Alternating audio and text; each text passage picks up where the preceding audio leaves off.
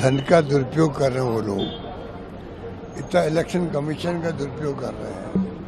मेरी जान आज़ादी के बाद में इस बार जो इलेक्शन कमीशन की भूमिका हुई है बंगाल में,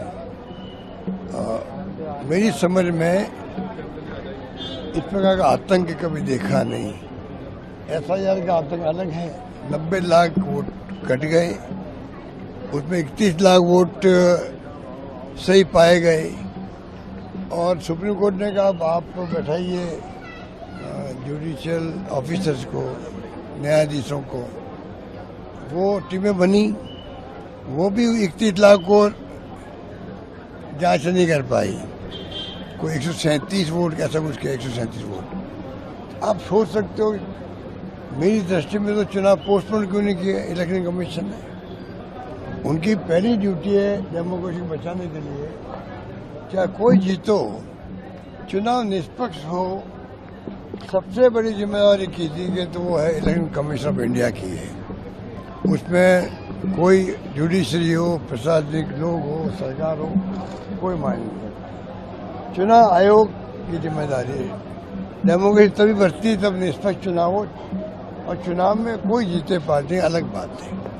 वहाँ पर जो सड़कों में उतारे गए CASF के या CRPF के बंदूकें लगी हुई है, क्या बख्तरबंद गाड़ियाँ, तो क्या हो क्या रहा देश के अंदर, क्या हो रहा है। इस रूप में वहाँ पर डराया गया है, धमका गया है और पैसे बांटे जा रहे हैं।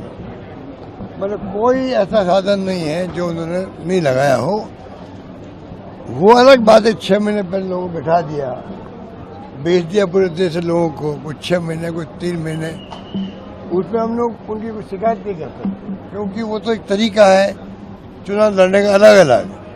उन्होंने अपनाया तरीका एडवांस में कन्वेंसी करने का, घर घर जाने का, मैनेजमेंट करने का। उस पर मुझे कोई शिकायत नहीं है, बस शिकायत इस बात की है। बाकी जो हथकंडे अपनाए जा रहे हैं, धन का दुरुपयोग हो रहा है, और क्या सब काम लिया, क्या वो बख्तरबंद गाड़ी है, सड़कों में घूम रही थी वहां पर। इसको हम क्या कहें, FIR के माध्यम से लोग वोट कट गए हैं, कई लोग वोट दे नहीं पा रहे हैं।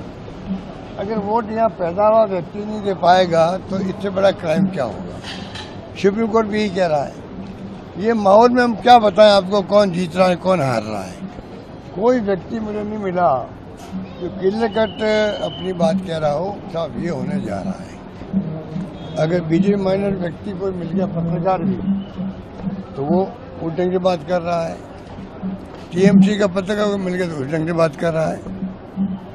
और कांग्रेस ने अपना स्टैंड क्लियर कर दिया है कि भाई एक बार हमने जानबूझ के सभी सीटों पर चुनाव लड़वाए हैं, क्योंकि पहले करीब 30-32 साल राज किया CPM ने, 15 साल राज कर रही है आपका ममता जी।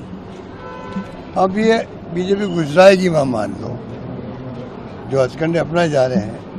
चुनाव नाम की चीज तो कोई है ही नहीं, चुनाव नाम की कोई चीज नहीं है। हथकंडा वाला कैंपेन चल रहा है, हथकंडा वाला मैनेजमेंट है चुनाव का, हथकंडों से जीतने का वहाँ पर षड्यंत्र चल रहा है। अगर उसमें कामयाब हो गए तो सामने आ जाएगा 4 तारीख को। फेल हो गए तो ममता जी वापस मुख्यमंत्री बन जाएगी, ये मेरा मानना। पर चुनाव जो है इलेक्शन कमीशन के खुद के हारने का, जीतने का है। अगर वो जीतेगा तो बर्बाद करके जाएगा ये इलेक्शन कमीशन, बंगाल को भी और देश को भी बर्बादी के रास्ते पर ढकेल रहा है चुनाव आयोग देश का। ये मेरा आरोप उनके ऊपर। और चुनाव आयोग हार गया तो एक सबक मिलेगा चुनाव आयोग को भी। सब कुछ उन्होंने कर लिया, तब भी हम जीत नहीं पाए।